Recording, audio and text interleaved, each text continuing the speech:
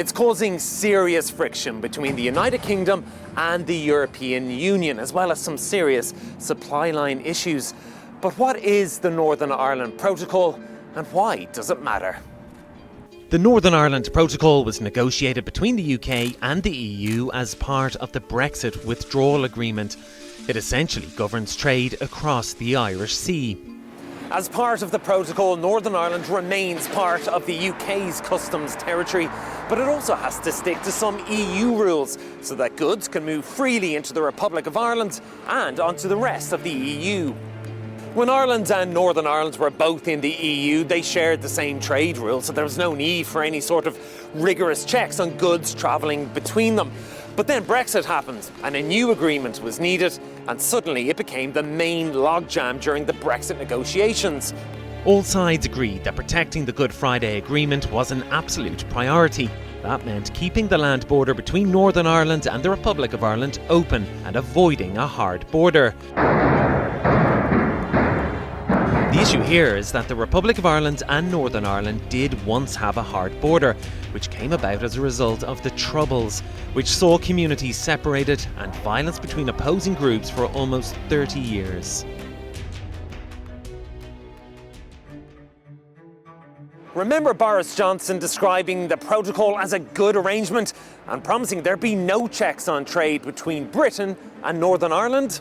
Well, that hasn't happened. Instead, there's been delays with goods like medicines arriving from Britain and problems with pets, on the movement of live animals, on seeds and plants, as well as occasionally some pretty sparse supermarket shelves. The protocol is not working. It's completely lost consent in one community in Northern Ireland. It's not doing the thing it was set up to do. Now the Europeans have proposed a raft of measures to ease those issues, cutting checks, they say, by up to 80%.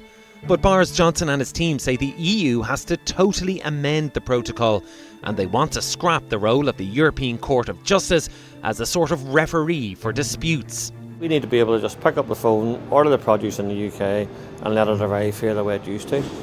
All of this means that Britain is now threatening to trigger Article 16. That's basically something to be used in the worst case scenario, where the protocol is deemed to be causing economic, societal or environmental difficulties liable to persist, or to the diversion of trade. It means that either the EU or the UK can then suspend parts of the withdrawal agreement.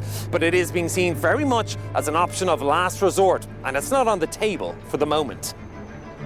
So can either side throw a lifeline to the beleaguered protocol? It's the time, once again, for intense talks and negotiations between Britain and the EU to see if they can tweak it so it works for both sides.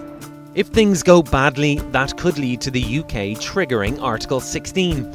But that could also lead to retaliation by the EU, potentially including new tariffs on British imports and a potential trade war. Realistically, both sides will be doing everything they can to try and avoid that nightmare scenario. After all, we've already had a sausage war out of the protocol. Let's hope it's not a taste of things to come.